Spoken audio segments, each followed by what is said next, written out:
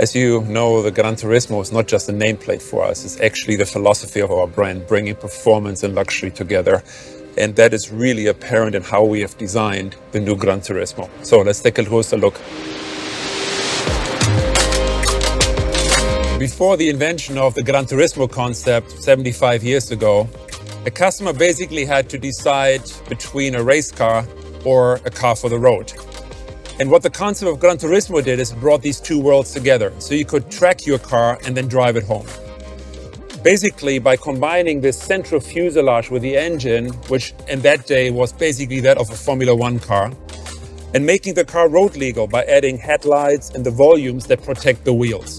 And the F1 technology is still with us today. The Nettuno engine of the Gran Turismo, which comes from the MC20, is mid-car mounted and is utilizing Formula One technology. And that allows us to also, in this case, keep the center line of the car extremely low and allowing the flares, these muscles, to really stand out and create this beautiful sculpture. Now, sculpture combined with purity is extremely important for us because we're not designing cars for a 3-year lease contract. Our cars will go into your collection. They will go into a concours d'elegance, so they need to express visual longevity. And part of that pursuit of perfection is also to eliminate the cut line that we previously had here on the hood. And we're now moving over to the side to be almost invisible and creating this beautiful clamshell hood that in itself is an engineering masterpiece and belongs onto the wall of a museum to be appreciated as a sculpture. The face of the car is very recognizable, being that from the MC20 and the Grecale with this very, very low mouth, of course, featuring our Tridente, which for me is the coolest logo in the industry, combined with those vertical headlights, really expressing this new Maserati design DNA on completing the family between MC20, Grecale, and the new Gran Turismo. So let's take a look at the side of the new Gran Turismo.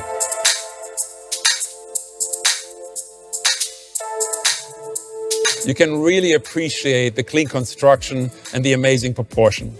But believe me, clean construction, clean design is the most difficult thing for a designer because there's so many things in your way. You have to consider the glass drop. You have to consider the hinges of the door. You have to consider side impact. But still, with tight collaboration with the engineering team in Modena, we're able to create this very, very pure sculpture, the very pure fuselage design of the door and the rest of the car. When it comes to the front, these beautiful muscles that are covering the massive front tires, 265/20, and the big 295 21-inch wheels. When it comes to this part, we're really applying still the human hand. Yes, we're using lasers, we are digitizing, we're scanning, we're using data. But when it comes to such critical parts of the car that are so important to our design and DNA, we're still applying the touch of the human hand. But let's talk about proportion. Proportion is so important for Maserati and of course a car like the Gran Turismo. We were able to accomplish a magic dash-to-axle ratio. And this gets measured from the center of the front wheel to the cut line of the front door. This distance is what makes the proportion so magic. And we were able to achieve that together with the packaging engineers in Modena by putting the V6 behind the front axle, be able to create this beautiful long stretch sculpted hood. Now, at the same time, when it comes to the cabin, the challenge was to find space for 4 grown adults. We wanted at the same time to create something very intimate, something that looks very tight, very sporty. And the trick is, when you look at the central line here, that is actually quite high because it has to clear the head of the rear passengers.